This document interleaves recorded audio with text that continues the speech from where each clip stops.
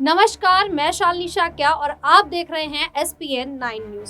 स्वागत है आपका आज के इस प्रोग्राम में। जी हाँ, लोकसभा चुनाव अब नजदीक ही हैं। जैसे जैसे लोकसभा चुनाव के पहले मतदान चरण की तारीख नजदीक आ रही है, सभी पार्टियां जोरों शोरों से प्रचार में लगी हुई हैं। वहीं आज हम बात करेंगे बिहार की राजनीति की। जी हाँ, बिहार इस समय देश का सबसे चर्चाओं में बना हुआ राज्य है। आपको बता दें, बात करें पूर्णिया सीट की तो वहां पप्पू यादव और बीमा भारती में घमासान मचा हुआ है। तो दूसरी ओर चाचा भतीजे चिराग पासवान और पशुपति पारस में भी सीट को लेकर घमासान मचा हुआ है और लगातार इस तरह की अटकलें सामने आ रही हैं कि पासवान को एनडीए की तरफ से सीट ना मिलने पर क्या वे तेजस्वी की पार्टी में शामिल हो जाएंगे। तो आज इसी तरह के तमाम सवालों के जवाब लेने के लिए हम बात करेंगे अपने सहयोगी दिनेश से और इसी तरह के कई सवालों के जवाब खोजने की कोशिश करेंगे।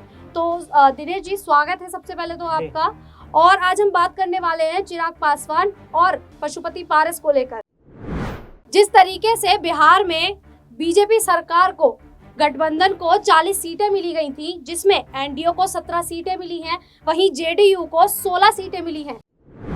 तो हम बात करें एनडीए गठबंधन की तो सीट फॉर्मूला के तहत यहाँ पर सभी पार्टियों में कुछ सीटें बांटी गई थी, जिसमें एनडीए को 12 सीटें मिली हैं, वहीं जेडीयू को 16, हमको 1 सीट मिली गई है और चिराग पासवान की पार्टी को 5 सीट मिली है। अब बात करें पशुपति पारस की तो यहाँ इस बार पशुपति पारस को 1 भी सीट नहीं मिली है, जिसको लेकर लगातार चर्चाएं सामने आ रही हैं। इससे पहले आपको बता दें कि पशुपति पारस ने नाराज होकर पार्टी से इस्तीफा भी दे दिया था।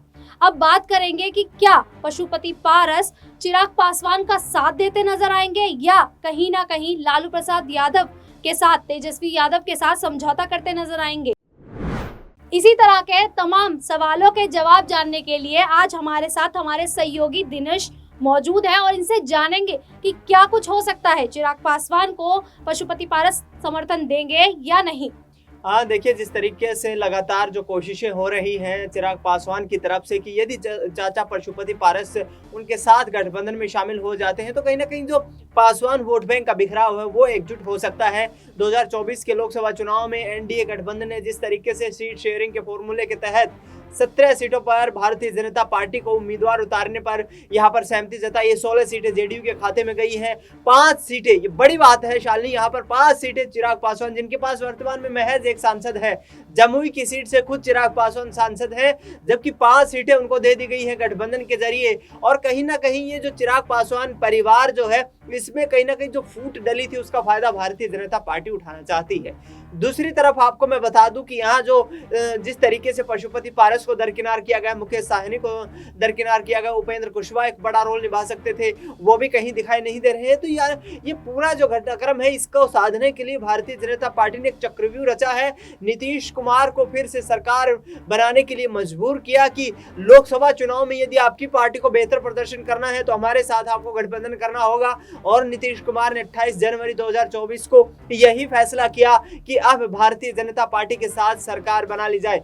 लेकिन यहाँ पर अब जो पेच फंसा हुआ है, क्योंकि पशुपति पारस वापस एनडीए गठबंधन में आ गए हैं और ऐसे में चिराग पासवान चाहते हैं या भारतीय जनता पार्टी हाईकमान भी चाहती है, पहले भी इस चीज पर चर्चा हुई थी कि दोनों पार्टियां जो कि पासवान परिवार की पार्टियां हैं एकजुट हो जाती हैं तो यहाँ से 6 सीटें वो उनको दे सकते हैं, लेकिन ऐसा संभव नहीं हो पाया और इसी कारण जो सीट शेयरिंग का फॉर्मूला था उसमें पशुपति पारस पिछड़ते हुए नजर आए। देखिए दिनेश, अगर हम बात करें कि जो दोनों पार्टियां हैं, जो पहले एक थी फिर टूट गई, ठीक है, तो अगर हम बात करें चिराग पासवान की तो चिराग पासवान ने साफ इनकार कर दिया है कि उन्हें अपने चाचा पशुपति पारस की किसी भी तरह की कोई मदद नहीं चाहिए, क्योंकि उनका कहना है कि जहां उन्हें पहले अपने चाचा की जरूरत थी तब उनके चाचा ने उन्हें वहां से बेदखल कर दिया था, तो उन्होंने तो बिल्कुल समर्थन के लिए मना कर दिया है। लेकिन वहीं अगर दूसरी तरफ बात करें हम पशुपति पारस की तो वो लगातार ये कहते नजर आ रहे हैं कि वे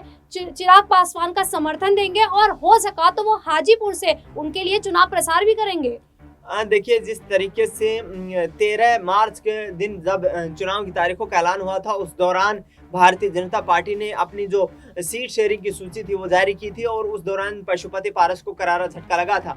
पशुपति पारस ने उन दिनों जम करके ये कहा था कि मैं कोई भी फैसला लेने के लिए स्वतंत्र हूँ। इससे पहले आपको बता दें कि आरजेडी के साथ गठबंधन करने की भी उनकी तमाम यहाँ पर संभावनाएं थी। 3 सीटों को लेकर लालू प्रसाद के पटना आवास पर पशुपति पारस और लालू परिवार के बीच ये चर्चा भी हो गई थी और 3 सीटों पर सहमति भी बन गई थी। लेकिन उसके बाद पशुपति पारस ने जैसे ही एनडीए गठबंधन में वापस जाने का फैसला किया है, भारतीय जनता पार्टी ने उनको सिरे से दरकिनार कर दिया है। अब चिराग पासवान जिस तरीके से कहते नजर आ रहे हैं कि पहले भी मेरे चाचा ने कोई मदद नहीं की और अब मुझे किसी मदद की आवश्यकता नहीं है, यानी कि साफ तौर पर 2019 के लोकसभा चुनाव के बाद जिस तरीके से रामविलास पासवान का निधन हुआ, उसके बाद कहीं ना कहीं 5 जो विधायक थे उनको लेकर अपनी अलग पार्टी बना ली थी पशुपति पारस ने। और अब जब उनको आघात पहुंचा है, जब उनको झटका लगा है, तो वो दोबारा से यहां पर चिराग पासवान को समर्थन देने की बात करते नजर आ रहे हैं। लेकिन प्रधानमंत्री नरेंद्र मोदी, केंद्रीय गृह मंत्री अमित शाह से नजदीकी होने का फायदा यहां पर चिराग पासवान को मिलता हुआ नजर आ रहा है और हाजीपुर सीट फिलहाल के लिए यहाँ पर एक हॉट सीट बन गई है और चिराग पासवान कहना चाहते हैं कि मैं हाजीपुर से ही चुनाव लड़ूंगा, चाहे परिणाम कुछ भी हो। देखिए, अगर हम बात करें चिराग पासवान का, पशुपति पारस को यूं समर्थन के लिए बिल्कुल मना कर देना, ठीक है। अब हम बात करें पशुपति पारस की, तो उन्होंने जेपी नड्डा से मुलाकात की थी। पहले तो वो बहुत ज़्यादा खफा थे उनको, क्योंकि एक भी सीट नहीं दी गई थी। लेकिन आखिर जेपी नड्डा से ऐसी क्या बातचीत हुई होगी जिसके बाद वो चिराग पासवान के समर्थन में आ गए पूरी तरीके से।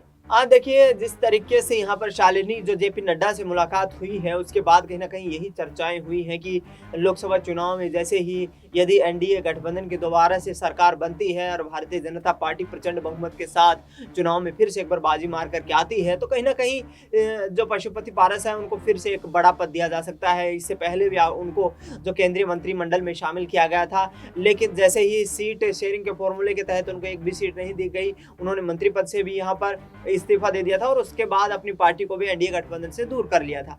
लेकिन अब जिस तरीके से जेपी नड्डा से मुलाकात हुई है, उसके आधार पर चिराग पासवान को समर्थन देने की बात इसीलिए पशुपति पारस कर रहे हैं क्योंकि उनको उम्मीद दिखाई दे रही है कि 2024 के लोकसभा चुनाव के बाद कोई बड़ी यहाँ पर जिम्मेदारी फिर से केंद्रीय नेतृत्व उन्हें दे सकता है। ये बात कह सकते हैं कि पशुपति पारस जहां पहले चिराग पासवान को समर्थन नहीं दे रहे थे, वहीं अब वे चिराग पासवान को समर्थन देते नजर आ रहे हैं। लेकिन क्या चिराग पासवान पशुपति पारस के इस समर्थन को एक्सेप्ट करेंगे, मानेंगे या नहीं, इसको लेकर अभी लगातार अटकलें जारी हैं। वहीं तेजस्वी यादव की पार्टी में पशुपति शामिल होंगे या नहीं, इसके लिए भी लगातार अटकलें जारी हैं। इसको लेकर आप लोगों का क्या मानना है, हमें कमेंट करके जरूर बताइएगा। और इसी तरह की देश दुनिया से जुड़ी खबरों के लिए देखते रहिए SPN 9 न्यूज।